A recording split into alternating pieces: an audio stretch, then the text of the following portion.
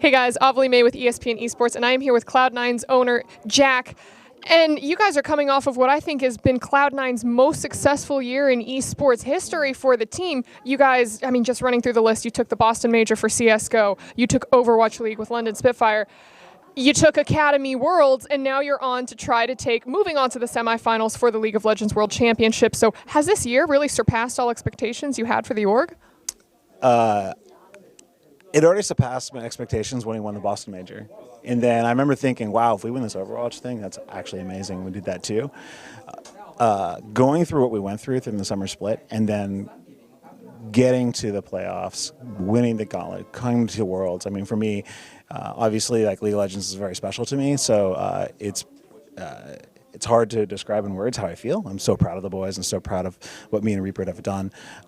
Reaper joined us about 2.5 years ago, and we set our goals on semifinals, and we fell short 2 years in a row to actually come through and make it. Now it's like feels really good to actually get that done.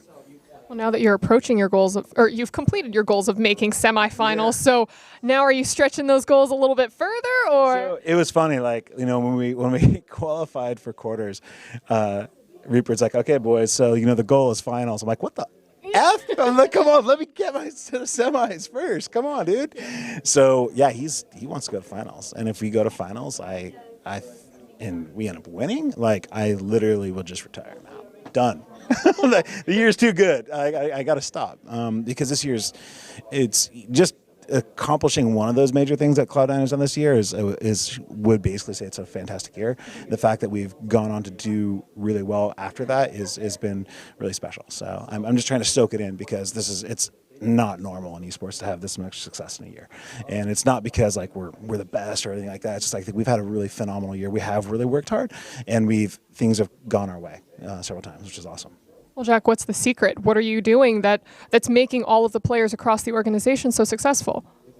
I have amazing people. It's not me. It's not me. I just have amazing people that, coaches, staff, managers, players, like everyone is just having a fantastic year, and everyone just, I want them all to soak it in and love it. And Reaper has really done an amazing job putting the roster together, like you mentioned. But one player who really stood out to me, I thought, was Spence Garin, who had an incredible series and originally wasn't even a part of the full roster. So what was it like bringing him into Worlds? When we qualified for quarterfinals and got out of groups, the first person I thought of was Dennis. I was like so proud of him, because this was his 4th time at Worlds, and he hadn't gotten any. I mean, he's had a rough go. Like his first year, he got banned for a couple of games, and then he was with TSM, so it's going to be rough at Worlds with them. So, for him to actually get out of groups and have success here, and now get to semis, like as soon as he joined Cloud9, it feels really good. So, like, I feel like we carried him out of TSM, and now he's carrying us into semifinals. And it wasn't too long ago, earlier in the summer split, that the entire League of Legends community was pretty upset at both you and Reaper for benching half of your team. Do you ever reflect back on that now with the results that you're achieving today? Yeah. And I think, like, again, like, it was pretty wild out there. We had our subreddit was exploding. Fans and non-fans were like looking for our heads, but my players, like inside our team, we never freaked out. We always were working hard. We saw really good results in scrims. They just weren't getting onto the stage, but they believed in each other, and they didn't melt down. So I'm so proud of the boys, like, to get beyond that. Always trust each other. Always trust Reaper. Always trust each other, and show the world what they're capable of. And I want to ask you a little bit about the team's competitive mentality, just in relation to playing against Afrika Freaks today, because Afrika Freaks, they are a team that is well known for their quad scrim blocks, playing 13 to 16 hours a day. And I guess on the Reddit, people think of Cloud9 as the meme team, playing Fortnite, doing WoW, sneaky, breaking out the cosplay. So what do you really think about that difference? There is no difference. We work just as hard as they do. And although we have fun while we're doing it, and we love hanging out with each other, but, like, Afrika Freaks can't play themselves. They have to play other teams. That's teams like us. We work just as hard as any team out there. I'd probably say harder than anyone else. We're always the first team to come back off of break to start our scrims, and we're always working and pushing harder, I think, than any other team, especially in North America. So, but we have a good time while doing it. So, I mean, you guys can think like we're just screwing around and having a good time, but that's, we have a good time, but we work really hard. Of course. And another thing that Freak of Freaks was really known for that you guys actually seemed to pull off a little bit better was working in that 10-man roster. So what made your Cloud9 come out ahead of them?